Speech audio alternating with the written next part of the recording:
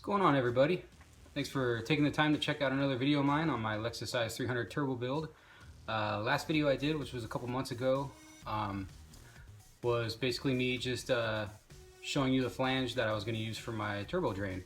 So I since then have had it put on and kind of redid my drain to make sure that it's got a proper flow, downward slope, and everything checks out that way.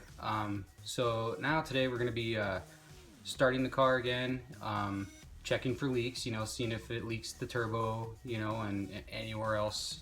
Hopefully not, but there's always something. And just trying to get it to run for a little bit so we can top off the fluids, and hopefully that's all that we need to do, and then we can get it onto a tune. So check it out. Last video, the problem was that there was oil leaking out the turbo. We determined the turbo was good and that it was possibly the drain flange. So the drain flange has been replaced and we're gonna see what happens. Okay, we're gonna take a crack at this. Got the computer hooked up right now to the AEM, and we're gonna try and start this thing up and check to see if the oil leaks or doesn't leak. And if it doesn't, then we're gonna move forward. It's gonna be loud.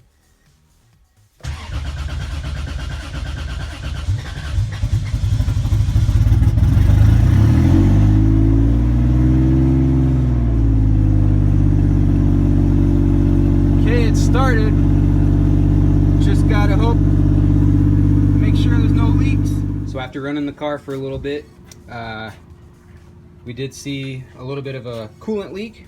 Not a big deal though. I think it's obviously clear that it's just coming from the coolant temp sensor. So we're gonna take this off and retape it and re-torque it down, and hopefully that'll solve that riddle. Nothing coming out of the turbo as of yet as far as oil goes.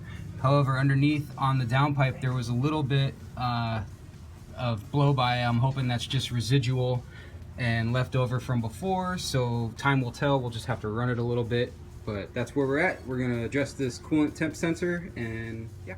Okay, so after running the car for a minute on the second attempt with the coolant temp sensor, it still ended up leaking, which is not a good thing, but it's not a hard fix either, I don't think. Worst comes to worst, I'll have to replace this water neck here and maybe have something welded instead of threaded, because there's a very thin wall here, not much thread on there, like maybe 2 threads. So what I'm gonna do in the meantime, and maybe this will be a permanent fix, I'm gonna take the Teflon tape off, and I bought this Mega Black OEM high temp silicone gasket, and so maybe that'll be all I need. Time will tell. So I'll apply that, put it back on, and then I'll have to wait 24 hours and try again.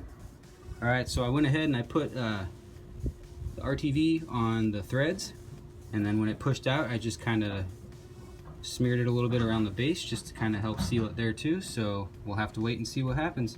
Hopefully that'll take care of it. Alright, so that's where I'm going to leave things for this video. I'm going to wait and make sure that gasket sealant dries up really good, and I'll probably make another video checking to see how that works. And yeah, and then moving forward, I got some ball joints to replace. I probably need to get some new tires before I take it to a tune shop.